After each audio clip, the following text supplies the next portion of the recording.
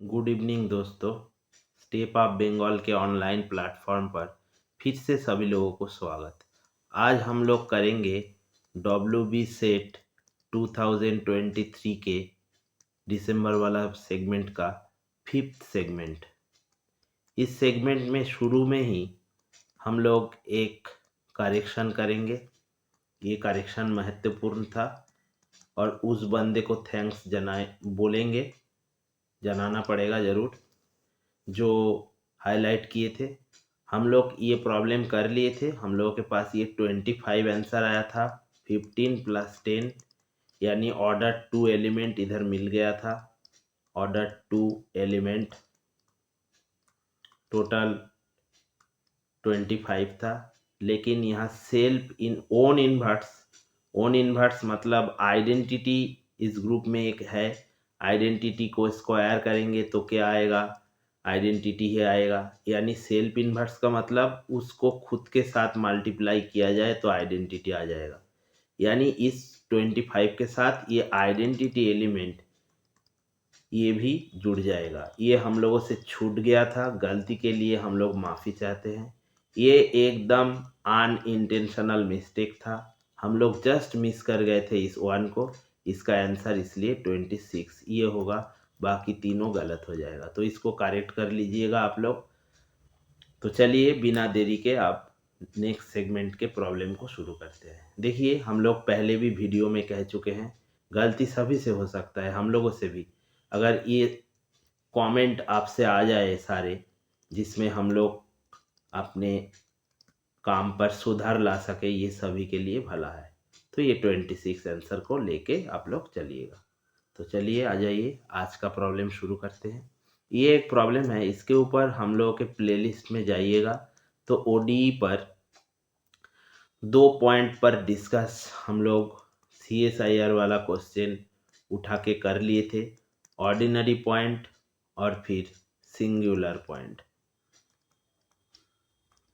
उसको थोड़ा बहुत देखेंगे और इसको सॉल्व कर लेंगे। डिटेल्स में आप लोग हम लोगों के प्लेलिस्ट में जाइए ODI में, वहाँ पे CSIR वाला एक क्वेश्चन सॉल्व किया हुआ है। चलिए शुरू करते हैं। ये देखिए एक प्रॉब्लम है जिसको हम लोग तरीके में लिखेंगे तो d2y/dx2 प्लस इससे डिवाइड कर देंगे हर एक को। तो नीचे क्या आ जाएगा? x, फिर नीचे x² इंटू 2 - x, उसके साथ dy/dx प्लस 2 नीचे x² इंटू 2 - x, उसके साथ y = 0। अब ये क्या बन चुका है? y" plus px into y prime plus qx into y = 0। ठीक, ये जो रिजल्ट आपके पास आ गया है, यही काम का चीज़ था। हम लोग डिस्कस कर चुके हैं। ODE के सेगमेंट में जाइए तो इधर हम लोगों के पास अगर लिमिट जिस जिस पॉइंट पे बोले हैं, जैसे कि x = 0, पहले ऑप्शन में आइए तो लिमिट एक्सटेंडिंग टू 0 px को देखना पड़ेगा पहले। तो क्या होगा? लिमिट एक्सटेंडिंग टू 0 px क्या था? इधर से एक x तो घटेगा तो ऊपर रह जाएगा 1, नीचे x इंटू 2 - x, जो कि इन्फिनिटी में चला जाएगा। एग्जिस्ट नहीं करेगा, लेकिन ऑर्डिनरी पॉइंट होने के लिए लिमिट को एग्जिस्ट करना चाहिए था, तो ये चला जाएगा। अब आ जाइए दूसरे ऑप्शन ए तो चला गया। ऑप्शन बी पर आइए। ऑर्डिनरी पॉइंट के लिए लिमिट एक्सटेंडिंग टू 0 px और qx दोनों को एग्जिस्ट करना चाहिए, लेकिन px ही फेल हो गया तो qx को हम लोग नहीं देखेंगे। ठीक, अब आ जाइए दूसरे ऑप्शन के ऊपर। x = 2 is only singular point. Singularity कहाँ होता है आप लोग जानते ही होंगे, जहाँ डिनोमिनेटर पर 0 हो जाता है या अनडिफाइंड कोई क्वांटिटी आ जाता है। ज़्यादा से ज़्यादा हम लोग देखते हैं डिनोमिनेटर वाला हिस्सा 0 हो जाता है। ऊपर तो ये रह जाएगा कांस्टेंट, नीचे 0। तो ये जो सिंगुलरिटी ये हमेशा डिनोमिनेटर से आता है। तो ये सिंगुलरिटी के बारे में ये लोग पूछे हैं, x = 2 is the only singular point. अब आ जाइए p के ऊपर। देखिए p के ऊपर x इधर अगर कोई 0 रखेगा तो भी प्रॉब्लम नीचे आ जाएगा, फिर x = 2 रखेगा, यानी 2 के पास साथ साथ 0 भी तो एक सिंगुलर पॉइंट है। तो 2 कहाँ से ओनली सिंगुलर पॉइंट होगा? ये चला जाएगा। ऑर्डिनरी नहीं हुआ है तब तो सिंगुलरिटी होगा ही होगा। अगर सिंगुलरिटी में देखेंगे तो जीरो तो टू ओनली नहीं है। अब आ जाते हैं सिंगुलर पॉइंट, रेगुलर और x equal to two ordinary point, ये कहा है। देखिए एक्स इजकल टू टू को एक बार चेक कर लेते हैं वो ऑर्डिनरी है कि नहीं। देखिए तो ऑप्शन बी तो चला गया है, सी में आ जाइए। लिमिट एक्सटेंडिंग टू टू, फिर ये पी एक्स वाला हिस्सा यानी two by x square into two minus x. यहाँ पे अगर टू डालेंगे तो ये अंदर जीरो हो जाएगा, तो ये क्या आ जाएगा, two by four, two square यानी फोर और ये जीरो, यानी ये इन्फिनिटी पे चला जाएगा। यानी एक्स इजकल टू टू भी तो ऑर्डिनरी पॉइंट नहीं बन रहा है, यानी सी भी गलत हो गया। तो डी तो सही होगा ही होगा। चलिए एक बार चेक कर लेते हैं डी क्यों सही था। इसके बारे में, ये रेगुलर सिंगुलर के बारे में हम लोग CSIR वाला जो प्लेलिस्ट पे जाइए ओडी में बहुत सारे चीज़ डिस्कस कर चुके हैं डिटेल्स में, वहाँ से देख लीजिएगा। तो ये रेगुलर सिंगुलर हम लोग थोड़ा बहुत इधर कर लेते हैं। Regular singular X equal to zero और एक्स इजकल टू टू को होने के लिए किसी भी point X equal to X zero, ये रेगुलर सिंगुलर तब होगा जब x minus X zero into P X करेंगे और लिमिट ले लेंगे X tending to X zero, और उसके साथ साथ दूसरा चीज़ X tending to X zero, X minus X zero का whole square into Q x, ये दोनों लिमिट अगर एग्जिस्ट कर गया तो वो रेगुलर बन जाता है सिंगुलर।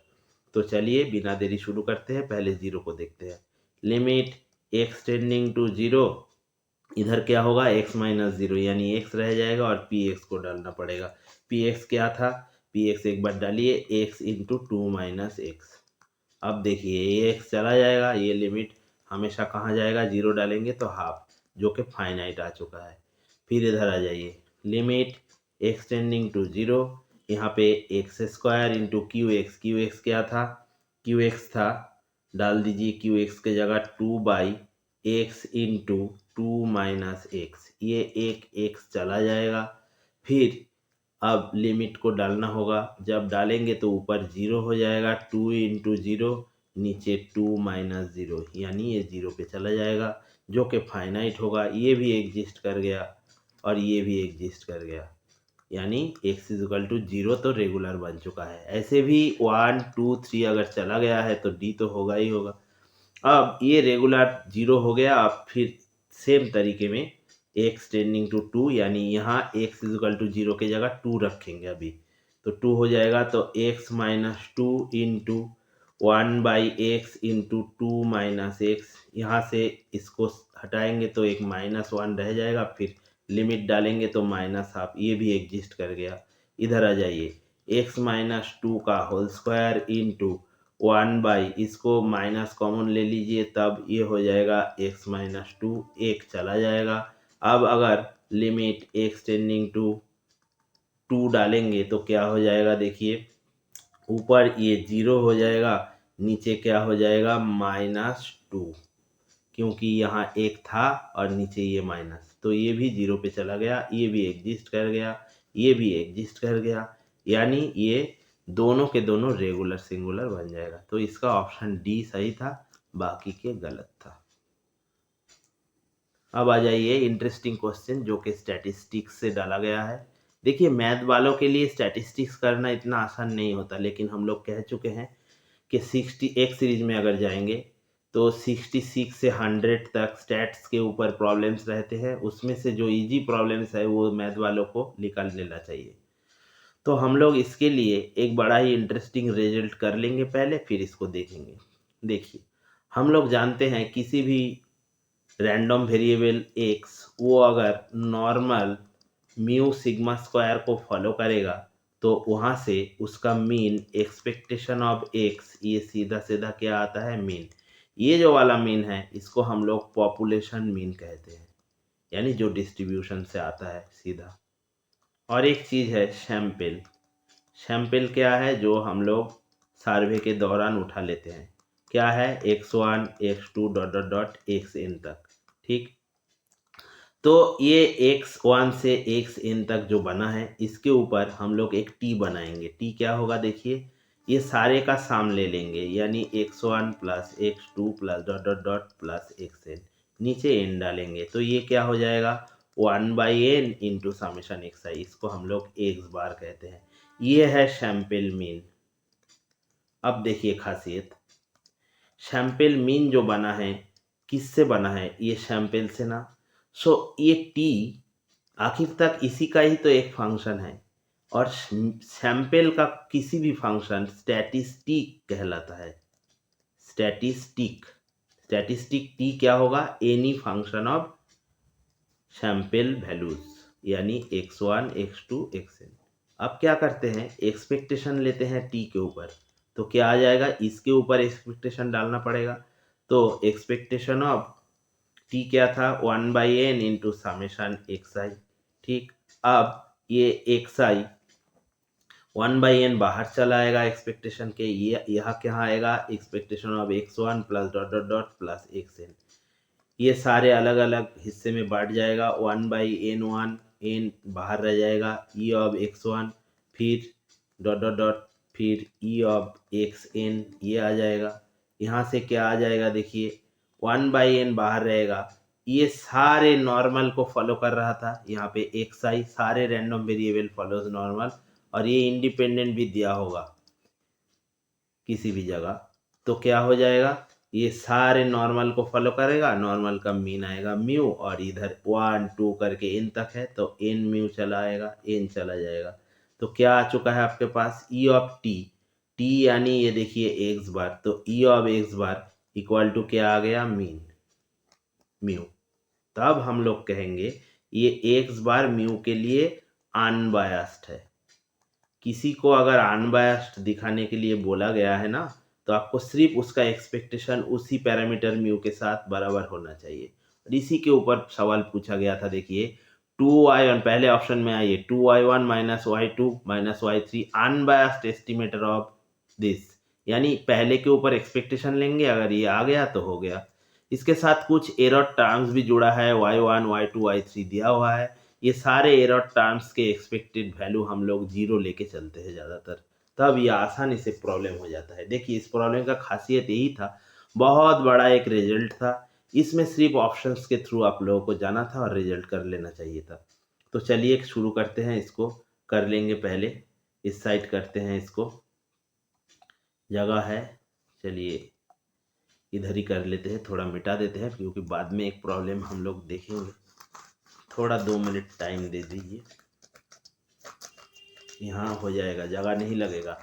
ये जब भी आपके पास कोई बड़ा प्रॉब्लम दिख गया है ना, तो उसमें क्या कीजिए, उस प्रॉब्लम में पहले ऑप्शन 1 2 ए और बी, जो पहले 2 ऑप्शंस होते हैं ना, ज़्यादातर वहीं से आंसर आ जाता है। तो चलिए एक्सपेक्टेशन निकालते हैं पहले वाले का, 2y1 minus y2 minus y3, ये किस हिस्से में बटेगा, 2 बाहर आ जाएगा, फिर expectation of y1 minus expectation of y2 minus expectation of y3। अब 2 को रहने दीजिए, एक्सपेक्टेशन ऑफ y1 ये पहले वाला हिस्सा इधर डाल दीजिए, क्या हो जाएगा, 2 रहने दीजिए। देखिए θ1 कांस्टेंट का तो वही होगा, प्लस 2 θ2 माइनस 2 θ3, ये हो गया। इसको ब्रैकेट ख़त्म कर लीजिए, माइनस दूसरे में आइए y2, यहाँ क्या था, θ1 प्लस 3 θ2 माइनस θ3, फिर बाद में लास्ट में आइए एक्सपेक्टेशन ऑफ y3, y3 क्या था, θ2 प्लस θ3 था। अब इसको सिंप्लीफाई कीजिए, 2 θ1 plus 4 θ2 minus 4 θ3 minus θ1 minus 3 θ2 plus θ3 minus θ2 minus θ3, θ3 तो चला गया है। अब देखिए यहाँ पे 2 थीटा, यहाँ पे रिजल्ट लाने की कोशिश करेंगे हम लोग, θ1 आ जाना चाहिए, इधर एक θ1 है और ये θ1, तो मिला के θ1 आ गया। फिर देखिए इधर क्या दिया हुआ है, 4 θ3, यानी θ2 वाला पोर्शन चला जाना चाहिए, ये 4, ये 3 और 4 ये भी चला गया। फिर क्या रह गया है, माइनस 4 θ3, और यही इधर दिया हुआ था, तो माइनस 4 θ3, यानी जो रिजल्ट आप लोग कर रहे थे और हम लोग कर रहे थे, एक्सपेक्टेशन उसी स्टैटिस्टिक के ऊपर लिया गया है, जैसे एक्स बार के ऊपर म्यू आया था, इधर इसके ऊपर एक्सपेक्टेशन लेने से ये राइट हैंड वाला पोर्शन आपको दिख गया। तो यानी ये पहला वाला जो एस्टिमेटर है ये इसका अनबायस्ड एस्टिमेटर हो जाएगा। ए इसका सही आंसर होगा, बाकी बी सी डी सारे गलत हो जाएंगे। तो ये बिल्कुल इजी 2 मार्क्स था जो मैथ्स वाले कर सकते थे, तो ये आपको कर लेना चाहिए। आइए आगे वाला हिस्सा, ये एक मैट्रिक स्पेस से जुड़ा हुआ सवाल था और ये फंडामेंटल कॉन्सेप्ट पर बेस्ड था। धीरे धीरे हम लोग इसको करेंगे। ये भी एक प्रॉब्लम है जो अप्लाइड वाले अगर मैट्रिक स्पेस के बारे में थोड़ा बहुत जानकारी भी लेंगे तो शायद कर सकते हैं। अप्लाइड मैथ्स के लिए ये ज़्यादा मुसीबत वाला नहीं होगा। क्यों, देखते हैं चलिए। क्या बोले हैं, फॉल्स ढूंढने के लिए, यानी यहाँ पे जो सारे रिजल्ट ट्रू है उसको हटाना पड़ेगा, फॉल्स को ढूंढना, तब फॉल्स अपने आप निकल आएगा। तो चलिए ट्रू रिजल्ट से शुरू करते हैं। इसलिए आप लोग एक फेमस रिजल्ट लिख लीजिए। ये आप सब जानते ही होंगे, प्योर वाले, अप्लाइड्स वाले भी ये रिजल्ट बीच बीच में यूज करते हैं बहुत सारी जगह, जैसे स्टैटिस्टिक्स। यानी किसी भी metric space, sorry Euclidean space R n, जिसका सबसे सिंपलेस्ट फॉर्म आर है, और यहाँ पे ना कॉशी सीक्वेंस हमेशा कॉन्वर्जेंट होता है। कॉन्वर्जेंट को हम लोग सीजीटी में लिखेंगे, और कॉन्वर्जेंट सीक्वेंस हमेशा कॉशी होता है। ये रिजल्ट बहुत ही इंपॉर्टेंट रिजल्ट है, आप लोग जानते ही होंगे। If and only if condition था, सारे बुक्स में लिखा हुआ है। आर में या आर एन में तो ये सही है, लेकिन रिजल्ट बहुत इंपॉर्टेंट, ये बात स्टैटिस्टिक्स में भी बहुत काम आता है, लेकिन ये मैट्रिक स्पेस वाला बात आपको पढ़ लेना चाहिए। मैट्रिक स्पेस एक बहुत ही इंपॉर्टेंट स्पेस है, आप लोग जानते ही होंगे, जिसके 3 प्रॉपर्टीज होते हैं। वो अगर सेटिस्फाई कर गया तो हो गया मैट्रिक। मैट्रिक यानी डिस्टेंस, किसी भी 2 पॉइंट के अंदर डिस्टेंस को डी ऑफ एक्स वाई इसी तरीके में लिखा जाता है। इसको अप्लाइड मैथ्स में बहुत सारे जगह यूज किया जाता है फिजिक्स को पढ़ने के लिए। तो इसलिए मैट्रिक स्पेस इंपॉर्टेंट है, बहुत सारे कॉन्सेप्ट्स इनसे जुड़ा हुआ है जो फिजिक्स में काम आता है, आप लोग पढ़ लीजिएगा एक बार। तो मैट्रिक स्पेस में ना ये कॉन्वर्जेंट जो सीक्वेंस होता है, कॉन्वर्जेंट जो सीक्वेंस होता है ये इम्प्लाई करता है कॉशी, लेकिन ये दूसरा रिजल्ट यानी कॉशी हमेशा कॉन्वर्जेंट होगा ऐसा कोई ज़रूरी नहीं है। इसलिए हम लोग बहुत ही इम्पॉर्टेंट रिजल्ट ले आते हैं in metric space. Cauchy sequence need not be convergent, यानी एक कॉशी सीक्वेंस अगर आप मैट्रिक स्पेस में उठा के ले आते हैं जो कन्वर्जेंट के लिए आप चेक करना चाहते हैं, वो कन्वर्जेंट नहीं होता। क्यों, देखिए, मान के चलिए हम लोग मैट्रिक एक सेट के अंदर डिफाइन करते हैं, जिस सेट को इरेशनल नंबर के सेट लेते हैं, और डी को हम लोग एक मैट्रिक ले लेते हैं एक्स माइनस वाई। इसको यूजुअल मैट्रिक के नाम से जाना जाता है, ये वाला हिस्सा यूजुअल मैट्रिक। तो इस मैट्रिक में हम लोग एक सीक्वेंस डिफाइन करेंगे एक्स एन। ये एक्स एन क्या होगा, √3/n, ऐसे पकड़ लीजिए इसको। अब देखिए n टेंडिंग टू इन्फिनिटी में जाएगा तो ये सीक्वेंस 0 में जाएगा, यानी कॉशी तो हो जाएगा। कॉशी आप लोग सभी लोग पढ़ चुके हैं रियल एनालिसिस आर में शायद, तो कॉशी तो ये हो जाएगा। लेकिन गया कहाँ पर है, 0। 0 क्या था, रैशनल नंबर। रैशनल नंबर में ये सीक्वेंस चला गया है, लेकिन सीक्वेंस क्या था, सेट क्या था, देखिए सेट था इरेशनल नंबर का, यानी रैशनल नंबर पे कन्वर्ट कर गया, but not to the set, not to the set of irrational number पे नहीं गया है ये, यानी जो एक्स आप लोग पकड़ के चले थे उसमें नहीं गया है, इसमें नहीं गया है। यानी ये कॉशी सीक्वेंस तो है, लेकिन कन्वर्ट कर रहा है कहाँ, 0, जो इधर नहीं दिख रहा है आपको, क्योंकि ये 0 इरेशनल नंबर तो नहीं है। इसलिए कॉशी सीक्वेंस मैट्रिक स्पेस में ये मैट्रिक बनाएगा, ये वाला एक्स डी, ये एक्स के अंदर ये डे एक मैट्रिक बनाता है, एक खास रिजल्ट है। लेकिन ये सीक्वेंस कॉशी सीक्वेंस कन्वर्ज होने से फेल हो गया, तभी तो कॉम्प्लीट लेस का बात भी इधर आता है ना। अगर एवरी कॉशी सीक्वेंस कन्वर्जेंट हो गया तब मैट्रिक स्पेस कंप्लीट कहलाता है। इसलिए कॉशी सीक्वेंस कन्वर्ज करे ये जरूरी नहीं है। तो चलिए इतने दूर तक जो डिस्कशन हम लोग थोड़ा बहुत किए हैं, जो प्योर मैथ्स के सभी लोग जानते होंगे, और अप्लाइड्स के भी बहुत लोग ये इसको पढ़ते हैं, तो उन लोगों को पता चल गया पहले दो ऑप्शंस के बारे में। क्या लिखा है देखिए, यानी ट्रू को इधर से हटाना पड़ेगा क्योंकि फॉल्स ढूंढना होगा। In a metric space X D every convergent sequence is a Cauchy sequence. Yes, convergent sequence मतलब कॉशी, ये आरएन में भी ट्रू है और मैट्रिक में भी ट्रू है, तो ये ट्रू रिजल्ट था, ट्रू चला जाएगा। फिर in a metric space a Cauchy sequence may not be convergent. Yes, हम लोग एक कम से कम एग्जाम्पल काउंटर ले लिए हैं, कॉन्वर्जेंट नहीं है, तो ये भी ट्रू रिजल्ट, ये भी चला जाएगा। और अब आ जाइए तीसरे रिजल्ट के ऊपर, ये खास रिजल्ट था। इस रिजल्ट को आप लोग दो हिस्से में बांट लीजिए।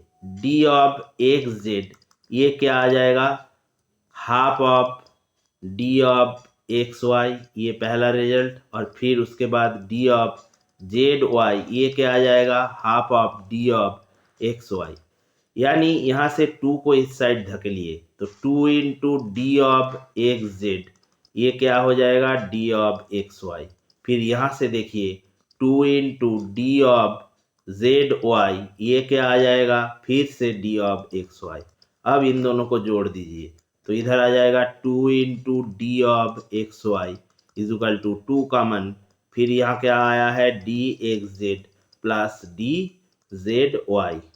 ठीक, अब ये 2 चला जाएगा, यानी डी एक्स वाई क्या आ चुका है आपके पास, equal to D of X Z plus D of Z Y.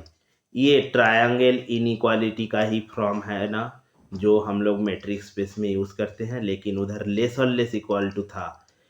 ज़्यादातर लेस होता है। ट्रायंगल में क्या देखते हैं हम लोग, दो साइड, यहाँ पे तो डिस्टेंस लगा हुआ है, तीनों पॉइंट मान के चलिए, तीनों पॉइंट में दो दो के अंदर जो डिस्टेंस होगा, ये और ये दोनों के डिस्टेंस का जोड़ इससे ज़्यादा होता है ट्रायंगल में। लेकिन मैट्रिक स्पेस में इक्वालिटी भी आ जाता है। इक्वालिटी कब होता है, जब ये तीनों पॉइंट एक स्ट्रेट लाइन पर है।